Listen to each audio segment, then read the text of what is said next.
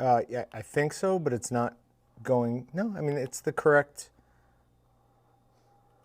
yeah, it's the correct everything.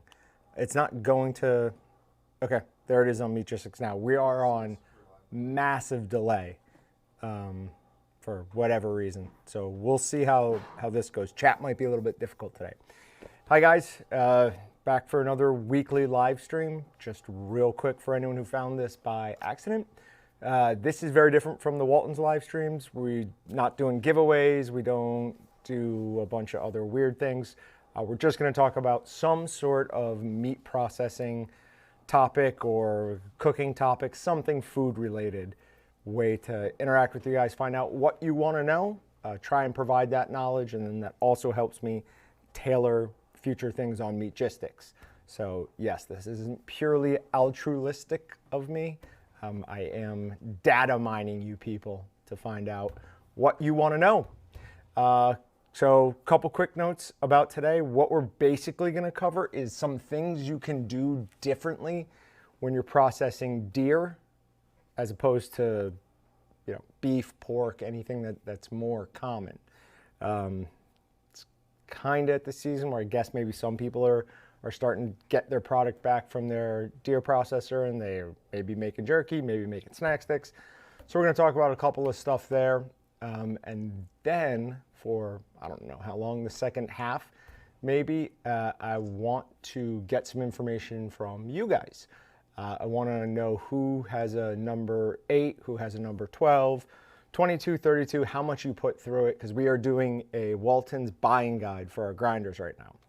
And in my mind, a number 8 specific type of person should buy that, 12 specific person, you know, there's a right size for every processor. Same thing on the stuffers. So I'll want to know that. But let me check out chat. So yep, Papa Sock. Did not really put 2 and 2 together that you were that big of a Packers fan, but it makes sense being where you're from. Obviously, good luck. You have a great shot, but you also have to go through Tom Brady. And if the Redskins, or not even the Redskins, if the Washington football team couldn't beat them, what chance do the lowly Packers have? I mean, just being honest, obviously. Okay, so if anyone doesn't see me still, you can hit refresh. I didn't have to make any changes, but I didn't see myself for a long, long time. Oh, Bob Stellick is also from Wisconsin.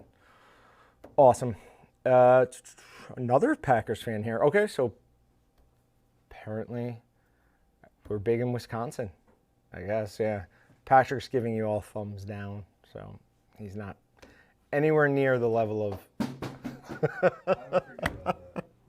We bought a little whiteboard, and we tried just sticky taping it, I guess, to the front of the monitor, and that didn't work. That just fell off. So we're off to a good start. That's a good thing. All right, so we're going to start with what I do differently when I do deer jerky versus beef jerky. I don't ever do pork jerky. Maybe I need to, but I've really just made jerky out of beef and deer. Let me know if anyone in there has made, doesn't even rate a reply. Oh. Let me know if anyone's made pork jerky or anything. I know a lot of people make it out of the loin because it's super lean, intramuscular, almost has no intramuscular fat, which would lend itself well to jerky. I just worry about pork for some reason. Don't know why. Okay, so this is deer tender jerky. This is about 3/4 of what I got out of 18 pounds of deer meat. I should have done this before, but I'm gonna do it now. We're gonna weigh that and see how much we have. And we're gonna add about a quarter to it because I still have that on the rack. One of the big advantages of doing this type of jerky is you lose a decent amount left or less. All right, so this is 12.3 pounds. So if we add a little bit less than a quarter of that, 2 pounds, so 14 pounds. I mean, that is a pretty awesome rate of loss with product. Normally with jerky, you expect 50, 60%, somewhere in there. I mean, with that 18 to 14, we lost well less than a quarter. That is pretty phenomenal. So what's doing that is we are binding water to this product with sugar. That's making it shelf stable. I actually took the water activity of this right here with it doing the worm like that. This is 0.649 or something like that. It'll be in the video. Ridiculously shelf stable. That could be left out till the end of time without any type of vacuum, no cooler, and it would be perfectly safe to eat. There is not enough water activity in there for anything to grow on, but it is awesome and really nice and tender. The other thing that we were talking about it does is it prevents you from losing so much of your meat. Jerky is great, but there's a reason jerky is so expensive. It's because when a processor is doing it, they're factoring in the fact that they're going to lose about 50% of the meat. So if we can start getting more people to do this, we could lower the price of jerky perhaps, but no, probably not. This is the first time we've done this with deer. We did it one other time, but it wasn't this exact process. And this is a home run. I was doing another podcast with the backcountry hunters and anglers, like on their podcast. And I was talking to them about this yesterday. I'm strangely proud of this, like to a weird degree. I've gotten to do a lot of really cool things, experiments. A couple of them have really panned out. But this is the thing I'm most kind of proud of. People need to start demanding this level of jerky from their deer processors. I mean, there isn't a reason to have dry, anything less than beautiful, tender jerky out of your venison now. I mean, it definitely can be done. So this, what we did in this, I'll just give a quick rundown. We added 18% of the product's weight in brown sugar, 18% in low sodium soy sauce, then I think 1.5% in rice wine vinegar, and then 0.5% or maybe even a little bit less than 0.5% in lemon concentrate. We then vacuum tumbled it and held it in that vacuum tumbler overnight in a cooler. So that just let everything work in the meat, continue to tenderize it. If you don't have a vacuum tumbler, which most of you won't, you can use a tenderizer, like a meat tenderizer. It's, for anyone who doesn't know, there's a stand, a chute, and at the top of that chute are interlocking blades that when you turn the crank, go like this, and they go past each other, but they don't touch. So they're poking holes basically in your meat, and they're making it more tender. Then you can put it in a vacuum bag with that same mixture and then massage it every couple hours. Probably without a vacuum tumbler, you probably want to hold it like 48 hours too. We just did this overnight, a little bit less than 12, but with a vacuum sealer instead of a vacuum tumbler, yeah, I would definitely say hold for 24, absolute minimum, 48, somewhere around that. And then the smoke schedule is a little bit different, but that's all in that video. This is still a wild game, so I'm going to be a little bit more careful with it than I would be with beef. Appendix A is something that the USDA provides for beef and chicken and pork that gives you lethality on botulism and other things we're worried about. Cooking to 160 is instant lethality, the internal temperature of your meat. If it gets up to 160, that is the point of instant lethality. But you can go lower than that for longer periods of time. For example, if you cook your meat to 155 degrees, you only need to keep it there like a minute or two, somewhere in that range. Don't quite quote me on that. And you're good. This I kept at 155 degrees for 5 minutes, and then I ran an additional drying phase. The only downside to this type of jerky is a relatively healthy snack, believe it or not, unless you're watching your sodium. This is no longer that.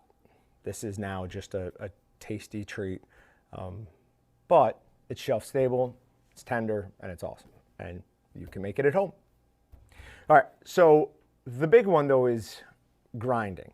Whether you're processing your deer at home or you're getting back deer roasts from your processor, grinding is what a lot of you guys are going to do because you're going to do summer sausage and snack sticks with it. And I do like to treat my venison a little bit different than I'll treat my meat. I do the same thing to goose as I do to venison, and I freeze it solid. The reason I do that, Patrick, get up that first video. The reason I do that is it's going to make grinding far easier. This is a different protein. Oh, you went right. Okay, go back to the beginning. Sorry. You had it right there, right there. Just, yeah, show that for a second. So you can see how that's coming out. That almost looks like it's chipped meat. I mean, that doesn't look like you're grinding, you know, pork or beef or anything. That's good. Doesn't look like it's pork or beef or anything, but we didn't refreeze that between the first and the second grind, and that's how well it was coming out of the grinder. So your first grind is gonna look almost more like chipped beef, and your second grind will be gorgeous. The reason for that is the meat is so cold and has such a low fat content that it isn't going to have trouble getting pushed down the throat of your auger to the plates and knives. When meat gets warm, especially if it's like pork or something like that with a higher fat content, it has a tendency to skip back over the auger, in between the auger and the inside of the throat, and take longer to grind. That spends more time getting pushed up against that plate, and it overstresses your proteins. You can easily see how well that ground, I mean, this is the 22, and it chewed through 15 pounds of venison. First grind, I mean, I didn't even bother timing it, but second grind, we were done in less than 5 minutes. So keeping that meat super cold, awesome, awesome way to improve the quality and the speed of your grind. Another thing that I always do with venison that I don't necessarily always do with pork is I'm always going to add encapsulated citric acid to venison. That changes my schedule sometimes. With beef or pork, I can grind, mix stuff, put it in the cooler overnight, and then smoke it the next day. I don't do that with venison. Come in first thing in the morning, start working on it, then get it in the smoker same day because I have that encapsulated citric acid. The reason I'm doing that is that's adding another level of shelf stability to us. I know the person who gave me this deer, and I trust them, but any wild animal is not going to be the same as, you know, a farm-raised beef, pig, or even a farm-raised animal like an elk or an antelope. They're fed different diets. They have different diseases. They have different struggles out there. And if you're doing it yourself, it's not as big a concern. But one of the things that we always worry about with wild game is hey, I'm going to go show this to my friend. It's a huge buck. So yeah, throw it in the back of your truck and you go driving all around town, stop here, stop there, show it to people, brag on it. And you know, it's 55, 60 degrees out. That's terrible for your meat. The amount of bacteria that you're going to have in your end product relies very strongly on the amount that's there to begin with. Another thing that we always do is there is a product called Deer and Wild Game Rinse. We talked about it, I think, on the last podcast. Really, really inexpensive product. One package does a gallon of water, and you can just mix some of that up in a squirt bottle, have that back at the truck or wherever you're going back to. Spray the wound in any area around the wound really heavily, and that has all sorts of chemicals in it that are going to stop anything from growing. Potassium sorbate's in there. It's got a couple of different citric acids, just going to make the environment really unattainable or unsustainable for a bacteria or any harmful things like that.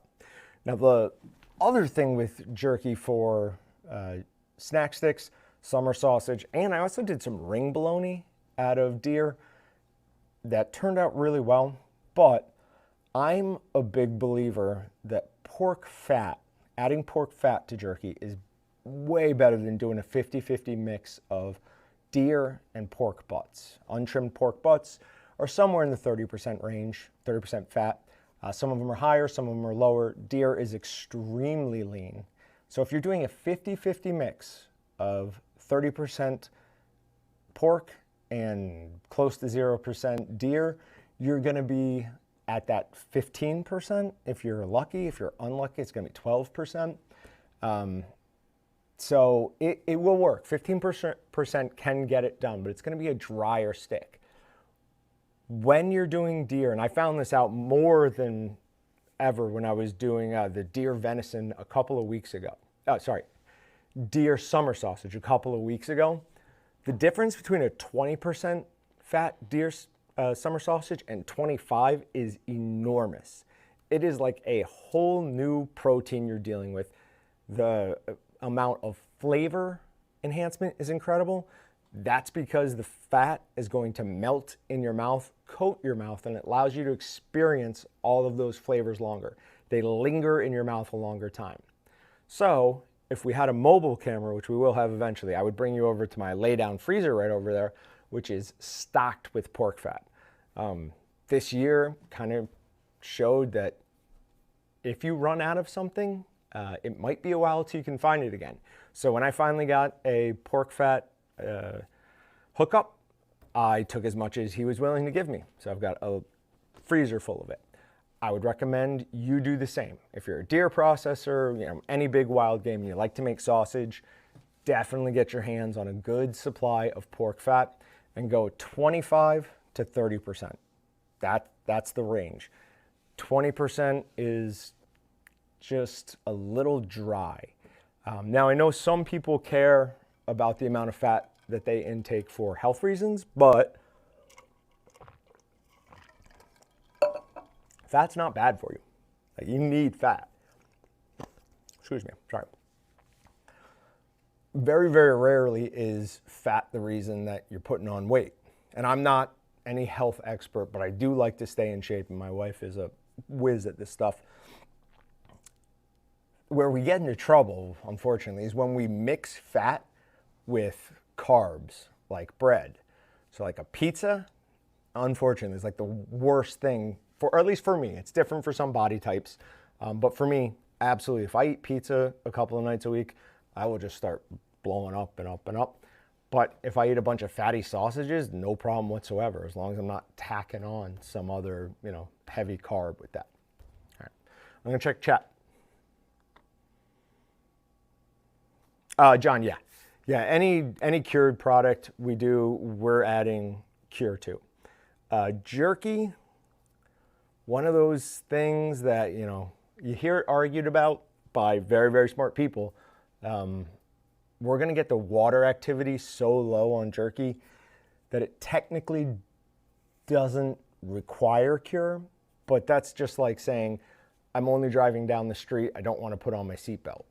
I mean, it's a simple way, to make sure that you are safe. We've said it numerous times on here, but the worst feeling in the world would be getting somebody sick with a product you made. Thank God it hasn't happened to me yet. I kind of got lucky once. Somebody caught something I was doing early on and showed me that was not right. But yeah. Bacon jerky, yes, absolutely bacon jerky. It's been a while since we've made it. What he's talking about there is we take just regular cheap bacon. We usually use store-bought bacon, and get a dehydrator, put whatever seasoning you want. I like the salt and vinegar wing shake, which sadly is being discontinued. But there's tons of great seasonings. You can just shake on there, put it in your dehydrator, let it run for a couple of hours until it starts basically getting somewhat stiff. You don't want it floppy, but you also don't want it like dehydrated to a ridiculous amount. When you bite into it, the fat just like comes back to life. Just awesome. Absolutely great taste. We stopped doing it here because we got a bunch of people complaining about the smell when we did it. And it gives off a fairly strong odor. And this is a workplace for a bunch of other people. For me, it's a test kitchen. But yeah, just trying to keep everybody at least somewhat happy. So favorite high temp cheese for Willie's, mine's cheddar. My favorite high temp cheese all around is probably the ghost pepper. It's an awesome way to take anything and either introduce some serious heat or take it with like the gigawatt, put it in there and create a truly hot snack stick. One of the things, at least I think so, with Excalibur is even if something says habanero, jalapeno, I don't think they're very hot, but that ghost pepper is very hot. I can eat unbelievable amounts of the gigawatt snack stick without any problem whatsoever. But you add ghost pepper to that and I'm sweating after 1 or 2 sticks. So it really is a great, easy, and consistent way to add an awesome amount of heat. But yep, perfect. You're using 70% venison, 30% pork fat. I mean, you really can't beat that. I am curious, I don't know how many people are here right now, but did anyone get turned away from whoever usually processes their deer this year? Did anyone have that where they ran in to that locker saying they weren't doing deer? I know I heard a bunch of people saying they weren't going to do it, but I started to get the feeling that they were just going to make it happen somehow.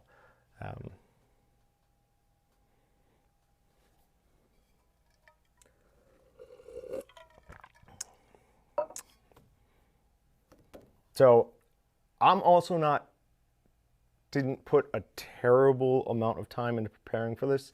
I was doing jerky and other things all morning, grinding. So I have barely sat down at my desk, let alone had time to plan something out. But we're gonna, okay, so Dawn, no. I am interested. I might actually call some of the deer process or the people who do deer processing who I knew from our customer service and find out what they did with that. Because to be honest, we didn't see the insane uptick we thought we would on the deer processing video. I mean, it did fine, it did well, but we thought there'd be way bigger response to it from people processing deer for the first time. And it got like in the 2,000 view range in the first couple of weeks, but we just thought it would be more popular than that. Now it is also an hour and 15 minutes on deer processing, so maybe we had unreal expectations there. Who knows? All right, so I want to ask you guys some questions. I want to know who has a number 8 grinder. So tell me what size grinder you have and approximately how much meat you grind a year. And when you do it, what size you do it. What we're trying to do, and this is what I said at the beginning, is we're trying to put together a Walton's buying guide for our grinders. You know, somebody who hunts once or twice every couple of years does not need a 32 or a 22. We'd sell it to them, but I mean, it's not what they need. A number 8 or number 12 will be more than enough for them. I wouldn't try to do a lot of the projects I do with an 8. Probably do most of them with a 12, but I wouldn't try and do them with a number 8 because I know my meat's gonna be out too long because it's gonna take too long to stuff, or to grind, and the grinder's not set up for that. It's got a smaller motor. We're then pushing, you know, probably the limits of it, and for the life of the product, we don't want to do that.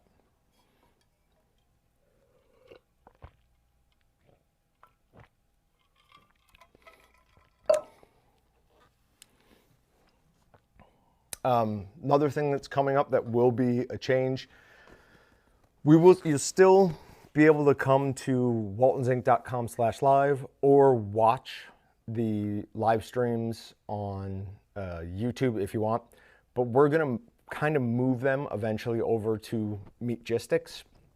We've set up a new category. You Meatgistics guys can't see it yet, but it's called live streaming. What it'll be, click on it, it'll be our video at the top of the post, and then it's gonna be everybody's comments down below. They'll be instantaneous. You have a comment, you just click it, goes, and it posts like a regular post. The reason we wanted to do that is there's lots of good information in those comments that gets just lost. Once it's done on YouTube, I mean, we save the comments in case we want to go back and look at something, but nobody's doing that. This way, people can go through, see what somebody said. If they like it, upvote. We'd prefer people don't downvote, but whatever. Mark it for, future use to ask another question on, to get clarification on, and just so we can be a little bit more off YouTube and in our own thing. It's always wise to try and control as much of your media as you can. All right, Matthew Curran, 32. I helped friends this year, processed 8 deer. Yeah, so you need a 32. You can't do 8 deer with a number 8. It's just not gonna work. 32 is necessary for 8 deer. You could do it on a 22, but it's gonna take a little bit longer and you're probably gonna have to plan a little bit better. I mean, a 32, size of the head is so much bigger, it's just spitting out that meat probably about as quick as you can keep up with it, I would imagine at least. This is my first year moving from number 5. Ooh, were you doing 8 deer with a number 5? That would be a nightmare. Yeah, and I am a huge proponent of the 11-pound stuffer. Reason being is you can see it's got a nice narrow canister. Those 26 and 33s are great if you're doing a lot of big batches and you don't want to spend time refilling that canister, but I do 99% now of my processing just by myself. So trying to either hold that down or crank that piston down the entire time on those bigger diameter pistons is hard. Plus I'm supposed to be on video most of the time I'm doing it, and I got sick of looking sweaty and everything. But number 8, about 100 to 150 pounds a year. Okay, yeah, that'll work. I imagine you spread those out pretty well, but never 22, never going back unless I win that number 12. There you go. Yeah, we will hopefully have a drawing this week. And I'll tell you guys first, I guess. I've tried so many times to reach December's winner and just nothing. I've emailed him, I've reached out numerous times, and he just didn't respond. So during next month's, the upcoming month's, Walton's live stream, not this, but the one we do at the beginning of each month, somebody from the live stream is going to win a Walton's number 8 this style grinder, a Walton's 7-pound sausage stuffer, and a 20-pound mixer. So somebody, his loss, unfortunately, is someone's gain. It had been a while since we had that. For a little bit there last year, more often than not, we weren't able to get in touch with people. But this, since then, it's been good. But this, yeah, it's unfortunate because that is a really handy thing to have, especially if it's someone who wants to get into processing. That's pretty much everything you need. And I don't understand why people would enter something and then not respond when they won. And I mean, I make it fairly obvious that you won. It's not like I send the email at an odd time with a weird title or something. It's from Walton's. I say it's the giveaway in the subject, and the first sentence is congratulations, you won. So number 12, a good one, not a cheap one, grind about 75 to 100 pounds a year. Yep, that's number 12 is perfect for that. Number 8 is 50 to 100. Good. So we're not 100% sure on that yet, but most likely when it's during the week, we try to do it on the first day. Mondays are unbelievably tough to do it on, but we'll probably do it on that Monday. So it'll either be February 1st at 2:30 at waltonsinc.com/live or February 2nd at 2:30 at waltonsinc.com/live. So that will be, we'll draw January's winner, we'll redraw December's winner, and then we'll announce the next winner. And I will have a few more batches of this made because people are finding ways to get in and request this. So I'm more than happy to share it. If we could make this more popular, I'd just be very, very happy. I'm calling it Walton's bold tender jerky. So I'm using Walton's bold and I am making it tender. Eventually I'm just going to call it Walton's jerky and make that synonymous with awesome jerky. Then I think maybe Brett will adopt me. So. Oh. Yep, paying it forward is always a good thing. Number 8, 50 to 75 pounds a year. That's my thought process of what a number 8 is. I know Dawn was saying she did 100 to 150. You can do that, but I mean that, especially if you're doing it all at once, that's a lot of strain on a number 8 grinder. The number 8 grinder, that's the size, that the style of this, or if you have like the Weston number 8 Pro, it'll work for sure. It's just gonna take a good amount of time because that throat is pretty small. So Big Time Barbecue says, it's amazing how much work a number 12 grinder will do. 50 pounds at a time, and Walton's 11-pound stuffer. Was trying to get a 22 grinder, but you were out, so glad I went with the number 12. Awesome. I've used the 32 and the 22 of this. I love them both. The 32 is what we had as a, I don't know what you would call it, a demo unit. They sent that to us first. We were playing around with that a bunch. But I couldn't be happier with this number 22. I mean, you saw what it was doing to venison through a 1/8 plate. It just kicks it out. The biggest tip I can give anybody, and this isn't just with our grinders, this is with any grinder, on your second grind, a lot of people get into trouble because they just start pushing it down the throat and they use their stomper and they just try to jam it down in there. By far, the way you'll have the most success is just to pile all your meat up there in the second grind and just slowly push it down the hole. Don't ever use your stomper if you don't have to. And just look down. Once it's cleared, once you can see the auger turning and there's no meat in there, then put some more. Let it clear and just keep going. If you do that, you'll be done in no time. But when you start jamming it down, you're creating more pressure and you're gonna get more back pressure. And that's really when, what I was talking about earlier, as the auger goes around, the meat can't get pressed towards the plate, so it goes backwards.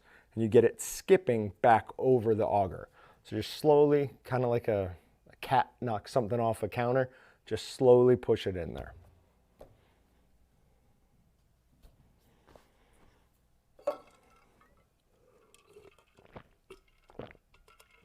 Ooh. All right, so I don't really have much more to say. I'm more than happy to hang around here for the next however long answering questions. I guess until questions come in, I'll just talk about some things that we have going on at Walton's here. Stop me if you're, or just you can leave if you're bored, or better way to stop me from talking about things is to ask a question. So we just got our new Camp Chef pellet grills in. We got 2 different sizes of the same model. We got the 24 and the 36. Last night I did a reverse sear on the little 24, cooked it in the main compartment, and then they have this little thing called a sear box on the side. It replaces the side shelf, and that's a little propane powered heater that, oh wow, does it get hot.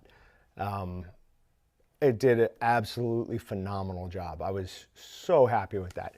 So now that we have a pellet grill that we can sell online very shortly here, we're gonna have videos on doing snack sticks, summer sausage, jerky, hams, bacons, like everything in a pellet grill. And I think that's what a lot of people are doing at home. And I feel bad sometimes because, you know, we have the PK100, we've got the 500T. That's not the same things that you guys are working with. So I want to be able to do a better job showing you how to get the best product with what you have. Now I balance that also because, you know, I like to use the cool stuff. But yeah, no, what we're gonna do is we will do those videos as starting basically at the smoking process. If you want to learn how to make snack sticks, all of that, we've got plenty of videos on that, and I can post links to them at the start of the video, so you can go back and learn all that stuff. This will be just about how to like smoke a cured sausage on a pellet grill. Another cool thing that they're having is a vertical smoker like our PK100 that's pellet fed. So that hasn't quite got here yet, but as soon as it does, we're super excited for that. The other thing that's an add-on to those Camp Chefs is a side griddle. That's going to be propane powered as well. So the three options are just the shelf, the sear box, which is what I grabbed, and a griddle, which is really cool. But they haven't come in quite yet, so I haven't had a chance to play with it. So Matthew Kern says, Sure Gel versus carrot fiber, planning on making first batch of snack sticks in a couple of weeks. So for a cured product like snack sticks, summer sausage, cured sausage, 100% I'd recommend Sure Gel. Sure Gel is designed to be used in a cured sausage. It's going to add protein. So it's got, there's a couple of binders, but the two main ones for cured sausage are Sure Gel and soy protein blend. Both of those are actually adding protein to your mix, making protein extraction easier. It does that by adding more protein, and it's in a form that's very easy for you to extract it. Carrot fiber is awesome. It's inexpensive. I don't think at least it has any taste, and it holds up to 26 times its weight in water. But it's not really designed for a cured sausage. One of the things we're doing when we're smoking summer sausage, snack sticks, anything like that, is we're somewhat cooking the moisture out of them. They are a semi-dried product. Carrot fiber is going to fight us there. It's going to try to hold on to as much water as it can, so that can increase your smoke, cook times, whatever you're doing, and it can lead to a little bit different of a consistency. So for sure, with snack sticks, I 100% do Sure Gel.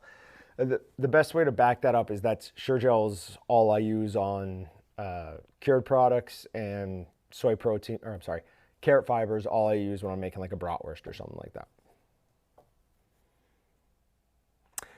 No, so Papa Sop, I don't know if you read my post earlier, but I will not post pictures of that steak because I gave away my last shaker of the Walton's Ultimate Steak and Roast Rub. And that is, I'm biased, but that's the best thing to put on a steak. I absolutely adore it. What I put on last night was good. It's Butcher Barbecue's brisket and steak rub. I think it's brisket and steak rub, which, I mean, he does great seasonings, but that gives like a little bit of a sweet flavor to steak. Not much, but like a little bit, and I don't prefer that. The Walton's Ultimate Steak and Roast is like almost like a Montreal steak seasoning base with other great stuff. I absolutely adore that. If there was anything I would tell people who don't make sausage to buy from us, it would be the Walton's Ultimate Steak and Roast Rub. Yep, Jeff, I don't know if that question was before I was talking about that, but we are getting the vertical smoker. As soon as that comes, I've got a lot of product videos to do for sure. This is first, we are working on, we don't want to just do a generic review. So we're going to do a buying guide, trying to go over the features of all of them and then tell which person to buy which unit. I think that's more valuable than just like a generic product review. We'll also do like grinding times, things like that on that.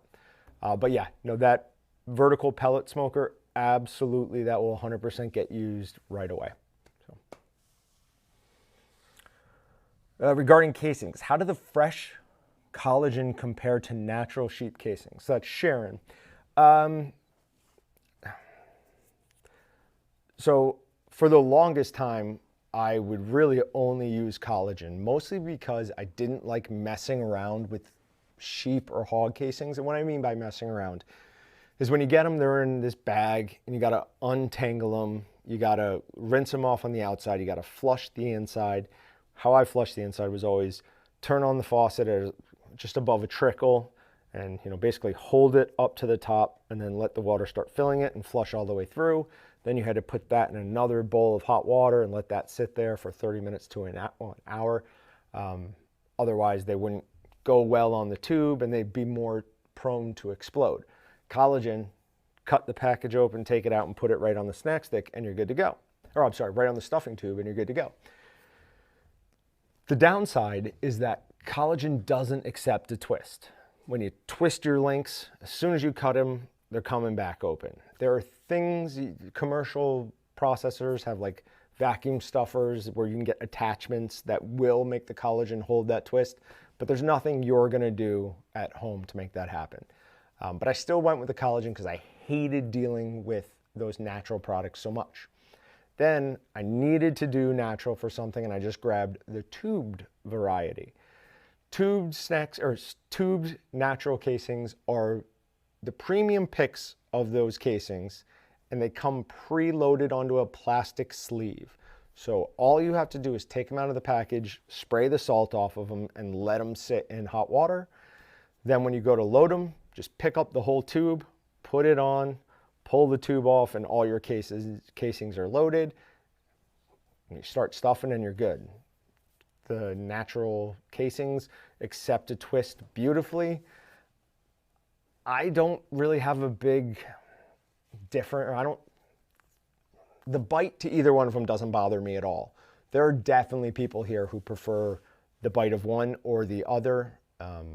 But yeah, for me, with the introduction of tubed casings into my processing world, I probably use more natural casings now when I'm doing like bratwurst size, things like that. If I'm doing hot dog size, I'm 100% using the cellulose casings. It gives you a skinless product at the end, and I love them. If I'm doing snack sticks, I'm absolutely using 19 or 21 millimeter smoked collagen. And if I'm doing breakfast links, I'm probably using the 21 millimeter fresh collagen. I'm not an enormous fan of. So I would probably use natural sheep casings at that point. The 22, 24, I think, is as small as they get. But yeah, and they do come preloaded or pre-tubed. Are you holding the Hex Armor gloves for commercial customers like the nitrile gloves? If so, any idea when they might be? The Hex Armor NXTs? Is that what you're talking about, Scott? I can look and see what I can see on availability. A while ago, we were told that they either had, or were going to be discontinuing, not us, but Hex Armor was going to be discontinuing those. So maybe that has happened. Get out of here. No. What? Sorry, it's telling me I'm having trouble signing into, but I know that's not accurate. There we go. NXT. No. So I have all the NXTs in stock. Let me see if something may have happened. I assume you're not seeing them as online, so we can try and fix that real quick. I see them as all enabled, so you should be able to buy them, Scott. Let me know if I misunderstood your question.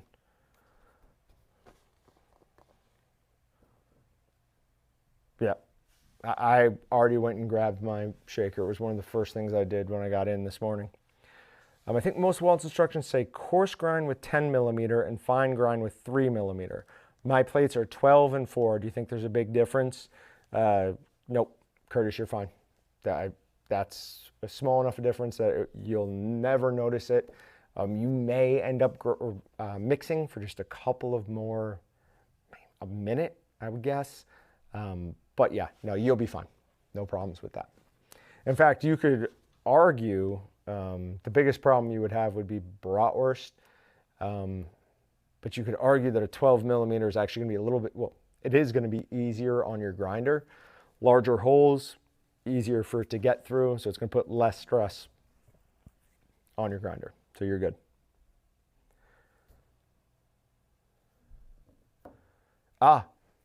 Big Time Barbecue. That is a good point. I haven't used it yet because I really just used it twice. But It's got a super easy way to clean out your ash. There's basically a slide at the bottom, which dumps the ash that's collected in your burn pot down into this cup. Then you don't even have to get down on your knees. You can just like crouch down a little bit, reach under, grab that pot, twist it, and it comes right out, dump it, and put it right back on. That was an awesome addition. Another genius thing they did is right on the side, there is a knob with a slide. You pull that, and that takes the heat deflector out of the way. So you get direct heat, maybe meaning you can get a good sear on your steak if you're cooking right over that section. I have that sear box, so I'm going to be using that at least for a while on my personal steaks. I will try some with just searing it on there. But yeah, these seem awesome. We're really, really excited about them. I just worry, I mean, a couple people here who were on Meatgistics will know there was initially a ton of excitement about, we never carried it, but I think it was Masterbuilt did a vertical charcoal smoker, and the their initial reviews were amazing. And then people started pulling them offline because things started going wrong with it. So before we come out and say this is the best thing ever, we just want to make sure that it is living up to what it claims to be.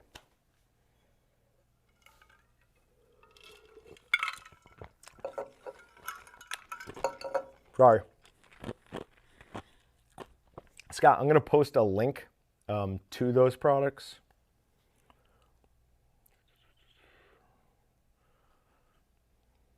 Because, yeah, you should be able to order them.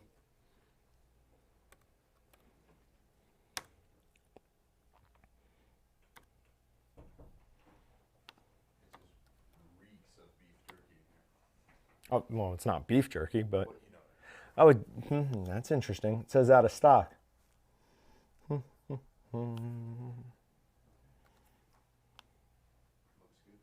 But I don't have it. It's enabled.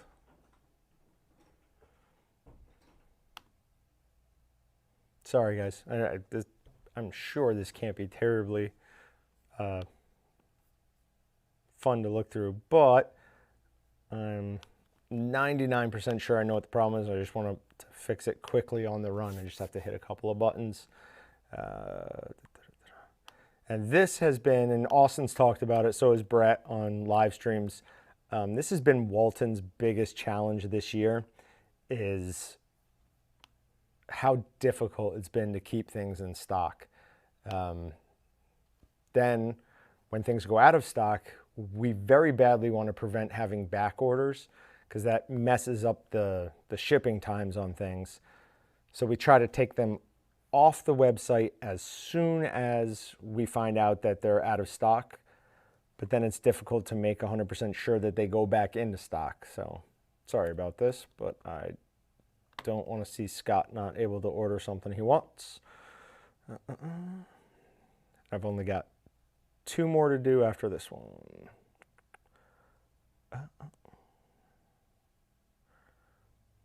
See, that one says it's in stock. Why wouldn't that let you?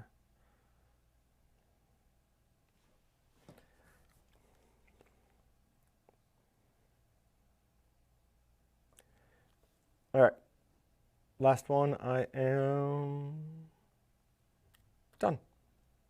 All right, Scott, you should be able to order those now. Sorry about that. Typical meat block for snack sticks: 7.5 pounds deer, 3 pounds pork butt, 2 pounds pork fat. I've never calculated the fat content. Yep. So you've got 15%, 20%. No, you're above 23% there. The 7.5 deer, let's call that a percent or two. The 3 pound pork is 15% or 30% of 3, so you're at like 12-ish. Then the 2 pounds of pork fat is 20%. Yeah, so you're somewhere in the 25% in that range. You're good to go with that. Do you have any no sugar added smoked sausage seasoning by chance? When you say no, like a truly sugar-free product, not anything jumping to mind. One of the nice things is on all the Excalibur seasonings, you can click on more details and it will give you the ingredients. Doesn't give them like the amount, but they are listed in order of predominance. So if sugar was, number one, it would be the first thing. If salt was number one, which it will be on most of them, salt will be the first ingredient. I will quickly look through some of the cured specialty sausage, because that's most of the cured stuff, and try and think of anything that might be sugar-free, and then we can look real quick. Positive, hot link, German maybe, but I think even German's going to have some. When you say sugar-free, do you have like an allergy to sugar in specific, or like are corn syrup solids fine? Because if corn syrup solids are fine, there's tons of ones out there that just have corn syrup solids. But yeah, like the hot link unit that doesn't have any sugar, but it's got corn syrup solids in it. We've in the past looked at doing something like almost like a keto friendly section, but ingredients change too often. It's impossible to stay up with. So we nixed that.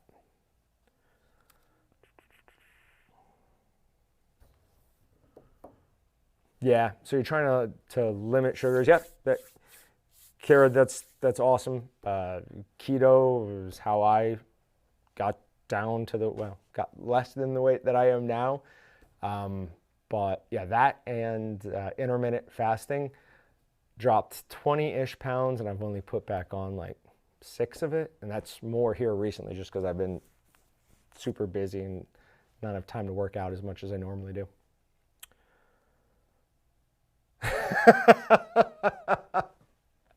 Nick Hall says, do we have an update on Walton's underwear yet? Only the meat. That's not happening. Austin did tell me to start carrying some more promotional items, but that one's not making the list. Okay, so Scott, let me know. Make sure that you are actually able to do that. Actually, I should check. That would be the correct thing to do. And for anyone who joined us late, I was saying earlier, we are going to make some changes on how live streams go. You'll still be able to view them at waltonsinc.com/live or on YouTube, but we are changing the comment section. Initially, we're going to keep it the exact same way it is now, so you can still just comment like you normally do, or go to Meatgistics and we have a new category called Livestream. Click on that. Our video will be up at the top, and then comments, you can just enter your comment and they'll load down. So newest comment will always be on top. That way the comments are always there. We can always go back through them. Yeah. So.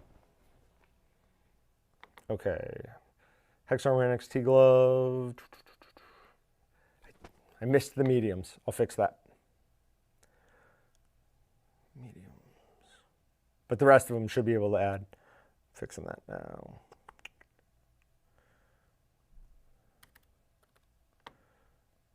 And all right, good. They should all be orderable.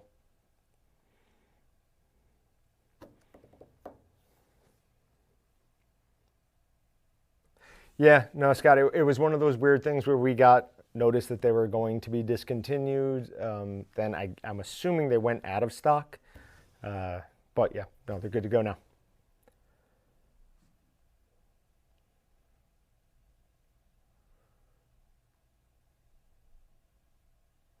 All right, I don't see any questions I missed. I'm just running back through real quick. All right, so we can basically say, now that another couple of people are here, we were wanted to know everybody what size grinder they have and how many pounds of meat they do a year roughly. Got some good information. Actually, I got at least one on each size, which is super helpful. But just the more we can have, that'll help with reinforcing what I'm thinking for the buying guide. Chambered vacuum sealer, fairly heavy home use. So your biggest problem right now is going to be availability. Vacuum sealers are one of those things that just got caught up in all this. For chambered machines, the VacMaster VP 215, we used to sell a ton of them, but the price just kept going up and up and up and up to where it was literally twice the price that we used to sell it at. So we then brought in Hamilton Beach Commercial's PrimaVac line. That's their like commercial line.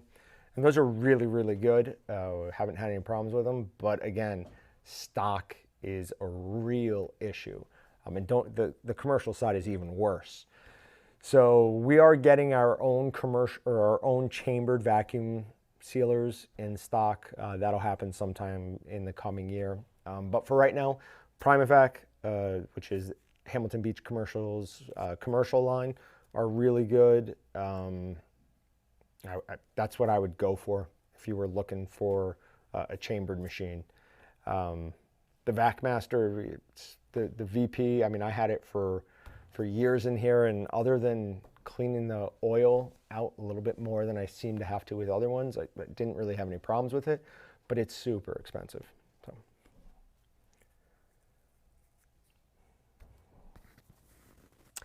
So.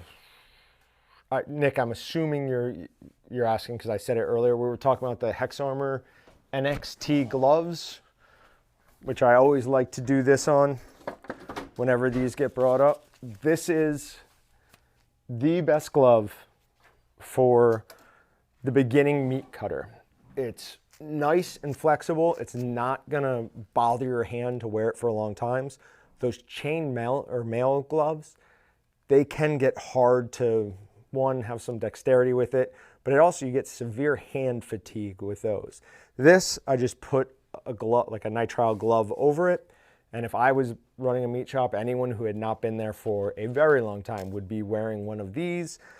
The aprons, the arm sleeves, just for security and insurance purposes. But this entire glove is cut resistant. These three fingers have extra coating or pattern on them, and that's because HexArmor found that they did a study and found that these are the leading problems. This is the area where most people get cuts, stabs, so they gave it great cut protection, but also stab protection. Like you can, well, I'm not gonna say you cannot, but it's difficult to get a point through there. I've seen demonstrations where people take hypodermic needles and try to get them through there and can't. I'm not quite that brave, but with a big pointy knife, no problem. Yeah. So those are awesome.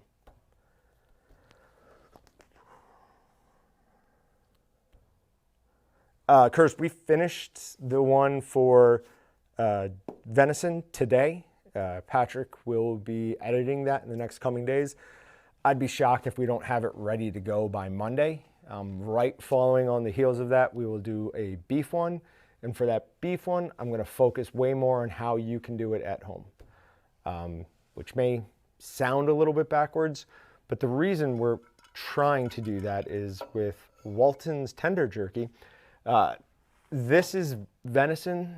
We would like to see commercial processors taking in people's deer and being able to offer them this back. There isn't any reason for dried deer jerky. I mean, this is not much easier or not much harder to do. Does add a little bit of time, but you have less product loss. Like on this, I think we were at 20%, somewhere in there, product loss. Like if we had started with 10 pounds, we finished with 8 pounds. It was very, very close to that. With jerky, you're generally thinking 50 pounds. So that's significant savings in amount of product loss there. And then with beef jerky, I mean, if commercial processors not selling that to you guys, or at least not directly, very few of you are bringing a half to a processor and saying, hey, make me some beef jerky. That tends to be more the things you're doing at home. So I'm going to do them with a regular style marinade tumbler, not a commercial one. The a Marinade Express Pro Tumbler will be one of the ones I use. I'm also going to do it with chambered and unchambered vac machines, where I massage it every couple of hours, at least every couple of hours while I'm here. I'm not driving in at home in the middle of the night to massage bags of meat. But yeah, this deer one should be out shortly. I would say Monday or Tuesday, and look for that next one in just the next couple of weeks. But you can learn the process 100% from doing this. Oh, I just prefer to cut my hand a little at a time. No need for the gloves. And bonus, it adds to the meat block. That is true. Well, so your blood sausage is a little bit different than everybody else's. I found an old frozen bag of blood sausage in there the other day that I made 2 years ago. It was still good. I mean, that more than anything shows how good a deep freeze and a vacuum sealer can be. It didn't have any type of frost on it. The packaging was still perfect, and it was all the way at the bottom of that. I only saw it because I was clearing it out. So yeah, vacuum sealer is the way to go. Ooh.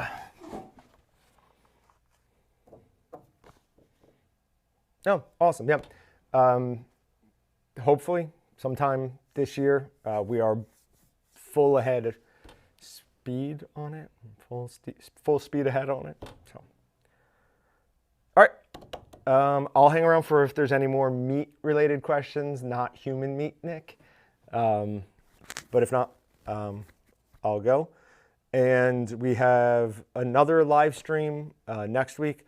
Hopefully I'll have more time to more thoroughly prepare a topic with some pictures and videos and stuff. But then right after that, we will have our February live stream with Austin and myself. During those, we give away a ton of stuff. We are going to pick the winner for the giveaway going on right now. We're also going to redraw the winner from people who are on the live stream only for December's giveaway, because that person never claimed it. And that was a grinder, a mixer, and a stuffer. So that's a good thing to win if you're just getting into this. We'll announce the upcoming giveaway and sales, and I mean, we'll give away some jerky like we normally do. I'm sure Austin will want to give away a leather apron. So join us there. That one will be either the 1st or 2nd of February at 2:30 at waltonsinc.com/live. And we will be back here next Thursday at 3 p.m. Thanks, guys.